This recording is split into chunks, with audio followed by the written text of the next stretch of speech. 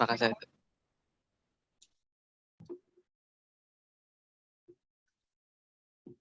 saya Oke, baca soalnya, Bu? silakan. Ya, boleh, Mas Aklis. Oh ya. Jadi nomor 1, pernyataan 1, aktivitas investasi investing activity adalah pembelian dan penjualan tanah, bangunan, peralatan serta aktiva lain yang umumnya tidak ditahan untuk dijual kembali. Terus pernyataan 2, aktivitas investasi juga mencakup pembelian dan penjualan instrumen keuangan yang tidak dimaksudkan untuk perdagangan untuk tujuan perdagangan. Suatu entitas mengakuisisi aktiva-aktiva itu karena aktiva itu diperlukan untuk mendukung operasi dan proses intinya.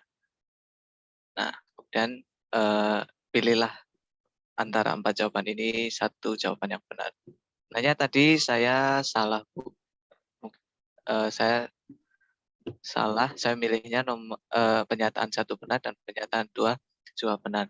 Nah, jadi mungkin jawabannya yang benar itu pernyataan 1 salah, pernyataan 2 benar. Itu.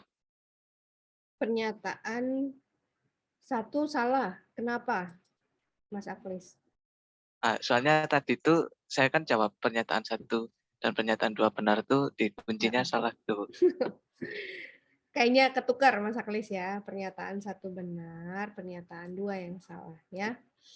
Nah, Oh, jadi kalau di sini kita lihat kita beli aktivitas investasi adalah pembelian dan penjualan tanah, bangunan, peralatan, serta aktivitas lain yang umumnya tidak ditahan tapi untuk dijual kembali. Kalau misalkan dia tujuannya untuk ditahan, maksudnya untuk dipergunakan, itu kita catatnya sebagai apa? Aset pancar, aset Aset tetap ya. tetap, ya. Oke. Nah, karena di sini dia memang tujuannya bukan untuk dilakukan operasional, maka kita anggap sebagai investasi gitu ya. Nah, kalau pernyataan yang kedua sebaliknya, kita beli instrumen keuangan nih, tapi tujuannya untuk operasional. Itu investasi bukan? Bukan. Kan ya. Ini saya ganti ini soalnya. Nah, jadi kalau misalkan kita memperoleh satu aktiva ataupun instrumen gitu ya, kalau memang dia tujuannya untuk mendukung operasional atau core bisnis, itu tidak masuk ya ke dalam investasi.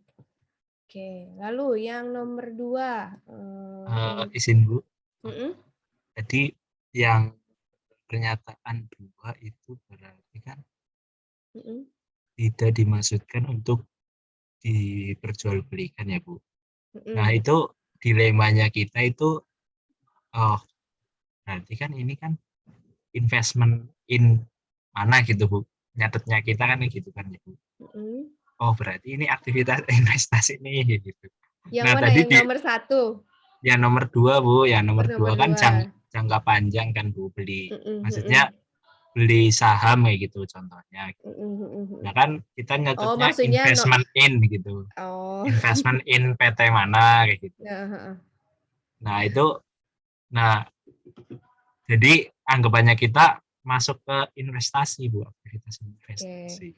Nah, mungkin jadi nanti kalau kalian lihat di PSAK di PSAK ya terkait investasi, kalau misalkan kita mendapatkan suatu aktiva atau instrumen keuangan tapi dia tujuannya untuk mendukung operasional inti dari perusahaan, itu masuknya bukan ke kegiatan investasi gitu ya. Oke, seperti itu. Ya, nanti mungkin wordingnya ya saya perbaiki ya untuk pertanyaannya. Oke ya. Oke, untuk yang kedua nih, Mas ini deh, Mbak Cynthia, silakan Mbak untuk yang nomor 2. Baik Bu, nomor 2 itu angka atau rasio tahun yang lalu, angka atau rasio industri, atau angka atau rasio yang dianggarkan. Perbandingan ini membantu auditor untuk mengungkapkan. Tadi saya jawabannya salah karena nggak milih yang salah saji, ternyata itu benar semua. Jadi menurut saya kalau yang peristiwa atau transaksi yang tidak biasa itu misal perbandingannya itu terlalu besar atau terlalu kecil, itu bisa jadi transaksinya itu dapat dicurigai gitu Bu. Kalau yang salah saji itu bisa jadi perbandingannya itu rasio yang terlalu besar atau kecil itu karena adanya salah saji. Terus yang perubahan akuntansi ini saya kurang tahu maksudnya, mungkin kebijakan akuntansinya ya Bu. Jadi menurut saya mungkin karena kebijakan akuntansinya itu harusnya seperti ini misal gitu, tapi dia salah jadi menyebabkan perbedaan yang cukup signifikan. Terus untuk fluktuasi acak ini adalah perubahannya tiap tahun atau dari anggaran ke realisasi itu mungkin berbeda terlalu jauh gitu Bu. Ya. Nah, ya, jadi dari angka-angka yang kita lihat atau kita juga kan menganalisis menggunakan rasio ya, kita lakukan analisa prosedur, baik itu dari histori tahun sebelumnya, histori industri, dan histori anggaran. Nah, kita bisa tuh ya melihat biasanya kan kita bandingkan itu komparasi dengan tahun sebelumnya itu atau dengan anggaran bisa jadi ada yang berbeda secara signifikan. Nah, ini bisa melihat tuh ya peristiwa atau transaksi yang tidak biasa. Nah, kemungkinan ada perbedaan yang cukup jauh itu bisa jadi juga dia salah posting. Nah, jadi nanti bisa dilihat juga jadi sebagai red flag pertama gitu ya, kita lihat penyebabnya yang mana. Atau kalau misalkan teman-teman saya kasih gambaran dulu ya di analisis laporan keuangan, tiba-tiba suatu perusahaan itu mengakui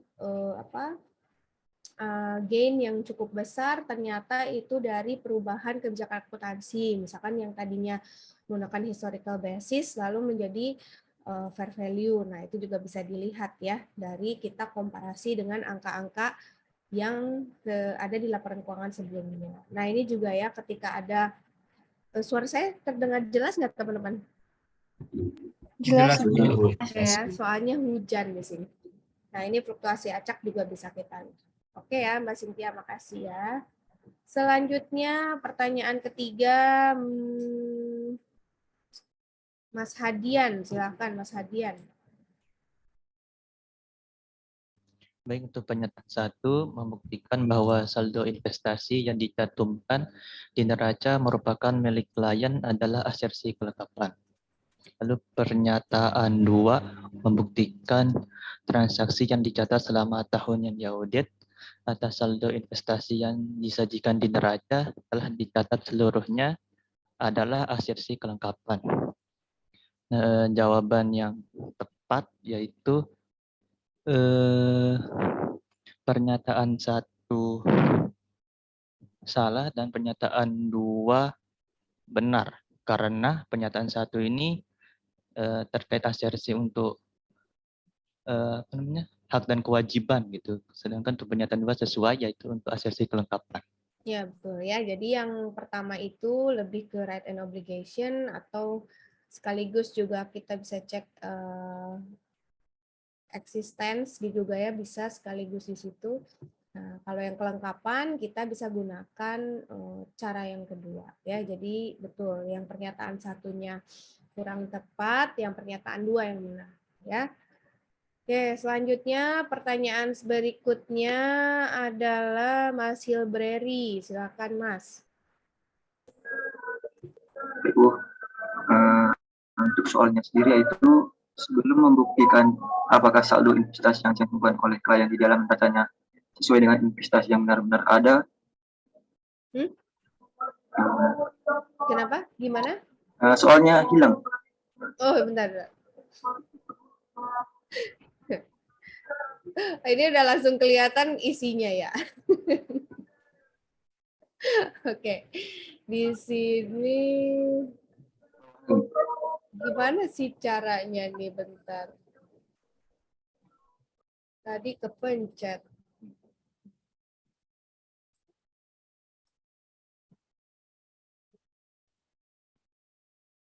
Ngilanginnya gimana sih? Coba kalian lain. Ah, ya gitu ya. Tadi soal yang ini ya. Ayo, silahkan Mas.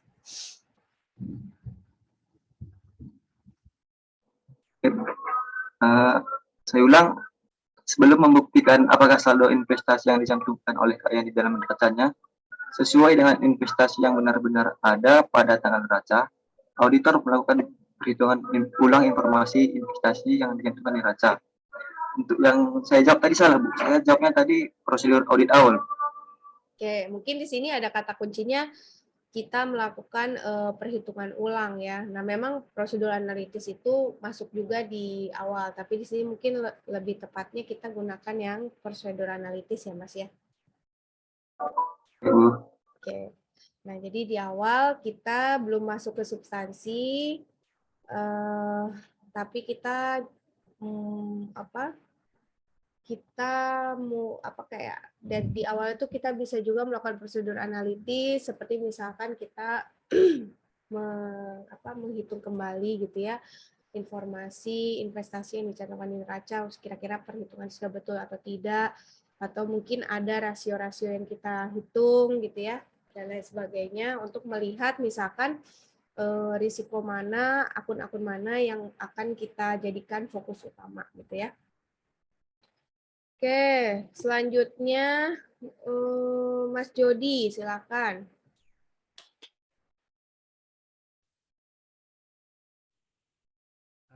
Penanaman uang di luar perusahaan yang dapat berupa surat berharga atau aktiva lain yang tidak digunakan secara langsung dalam kegiatan produktif perusahaan. Jawabannya yang investasi, Bu. Iya ya. Ini kalau ada di soal ujian tuh namanya soal bonus ya, Mas Jody ya. Iya, Bu. Oke ya, jadi itulah investasi. Membedakannya dia digunakan memang untuk investment gitu ya, di luar dari kegiatan produktif perusahaan. Oke, selanjutnya Mbak Tarisha, silakan. Tujuan pokok pembelian surat berharga ini, investasi jangka pendek atau temporary investment, itu untuk menanamkan kas untuk sementara waktu tidak dipakai dalam kegiatan bisnis, Bu. Yang B. Yang B ya. Nah, biasanya kalau yang temporary investment itu dia sebetulnya ya investasinya tuh bentuknya seperti apa ya? Manajemen kas gitu ya. Bisa jadi mungkin dia punya idle fund yang baru akan digunakan di semester kedua gitu ya, daripada mengendap di tabungan, maka biasanya dia simpan tuh di jangka pendek ya, misalkan di deposito 3 bulanan gitu ya, sehingga bisa mendapatkan earning yang lebih baik gitu dibanding harus diendapkan saja di rekening gitu ya. Nah, jadi betul kalau temporary investment biasanya dia tujuannya adalah untuk manajemen kas ya, penggunaan idle yang ada di perusahaan, kas yang ada di perusahaan. Oke, selanjutnya mana.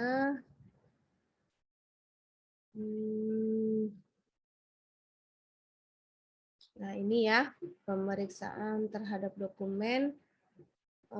Mas Renaldi, silakan. Pemeriksaan terhadap dokumen yang mendukung pemerolehan surat berharga tersebut bertujuan untuk membuktikan hak klien atas surat berharga yang berada di tangan klien atau di tangan pihak lain.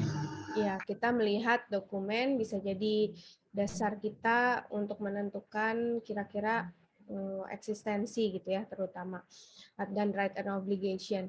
Bisa nggak kita menguji saldo awal, saldo akhir? Bisa juga, tetapi bagian dari itu pembentuk dari saldo awal dan saldo akhir kan sebenarnya ada transaksi lainnya juga ya. Nah, jadi part of lah ya untuk yang bagian A dan B itu.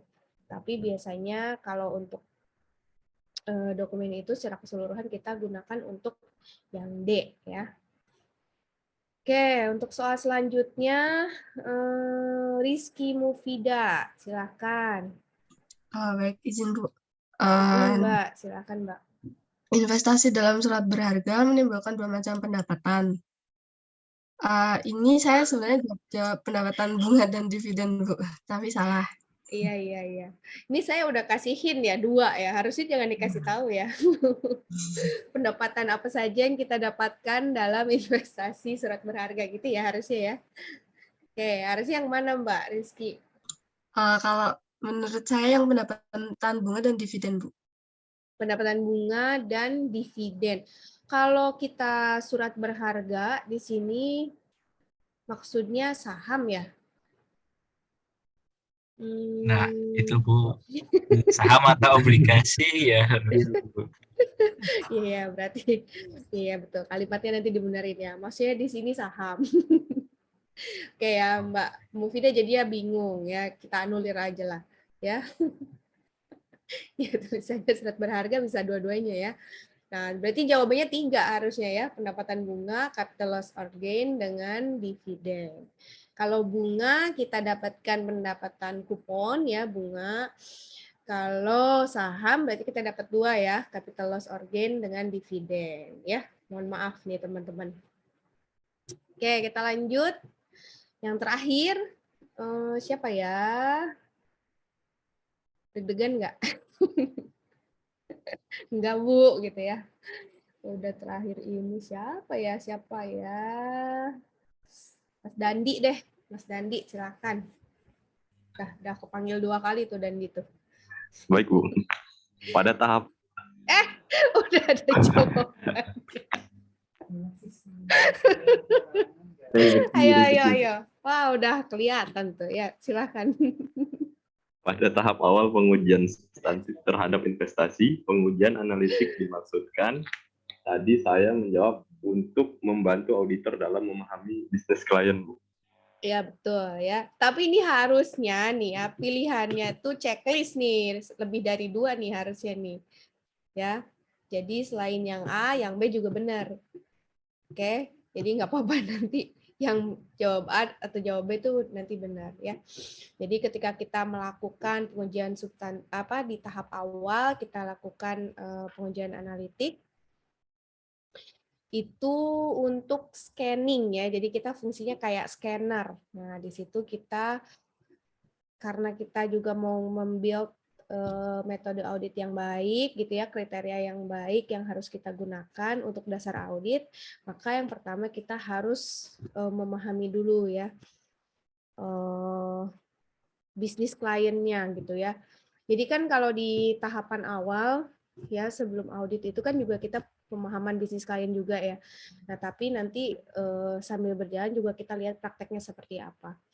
Lalu yang kedua, kita dari hasil scanner yang awal itu kita bisa menentukan kira-kira mana saja yang harus kita jadikan fokus dalam pemeriksaan gitu ya. Jadi kita juga bisa menemukan bidang mana kira-kira yang risikonya tinggi sehingga memerlukan audit yang lebih intensif ya. Oke, jadi itu jawabannya. Yang pertama dan yang kedua, tadi yang wordingnya masih agak unik-unik ya, nanti mohon maaf nih kita perbaiki. Oke, mungkin sekian ya untuk latihan kita hari ini. Ada pertanyaan terkait audit investasi? Silahkan. Izin bertanya, Bu. Silakan, Nanda, Bu. Ya. Izin, Bu. Kalau dalam audit investasi ini, apakah auditor itu boleh nggak, Bu? Kayak memberikan pernyataan kayak, ini investasinya tidak efektif atau efektif gitu, Bu? Atau hanya sebatas pernyataan wajar atau tidak wajar saja, Bu? Terima kasih. Kalau efektif tidak efektif, mungkin kita masuknya ke ranah audit kinerja. Ya, selama kita masuknya audit keuangan, Nanda, berarti yang kita lihat adalah kesesuaian dengan standar akuntansinya aja. Jadi untuk judgement efektif atau misalkan lebih jauh lagi ya, kita lihat biaya untuk berinvestasi, maksudnya potensial loss atau potensial gain-nya bagaimana gitu ya. Nah, itu sebenarnya bisa, tapi nanti masuknya di audit kinerja.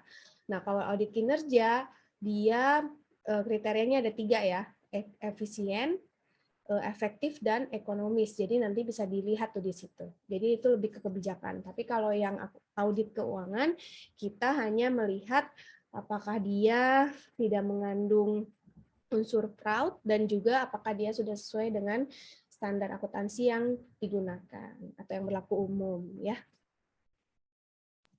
Baik Bu, dapat mengerti. Terima kasih Bu. Oke. Mungkin ada lagi yang lain?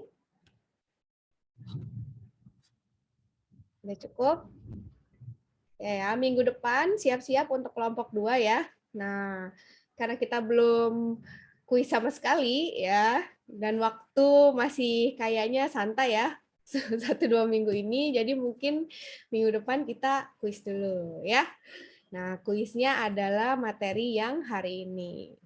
Kan udah kangen kan 1 sampai UTS kemarin kita nggak kuis sama sekali ya. Nah, nanti mudah-mudahan kita ada 2 kali kesempatan. Jadi nanti bisa teman-teman kalau ada perbaikan lah gitu ya. Ada kesempatan untuk perbaikan. Nah, untuk kuis yang pertamanya kita mulai insya Allah di minggu depan. Ini nanti persiapkan ya, dipelajari apa yang sudah kita bahas hari ini. Ini ada pertanyaan lagi?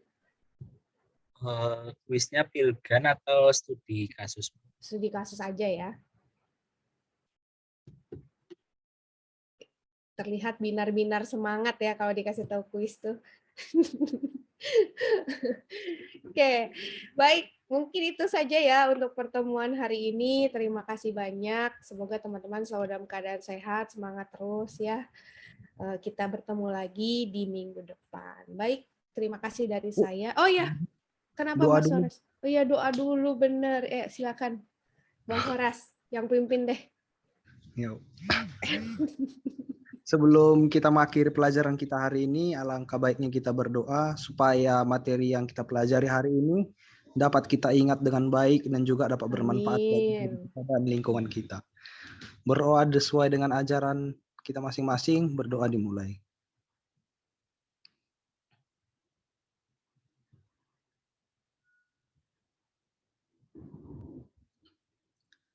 Berdoa dapat dicukupkan. Udah, Bu. Ya, baik. Terima kasih. Sekali lagi saya ucapkan buat semua ya. Assalamualaikum warahmatullahi wabarakatuh. Selamat sore semuanya. Selamat sore. Waalaikumsalam warahmatullahi wabarakatuh. Selamat sore.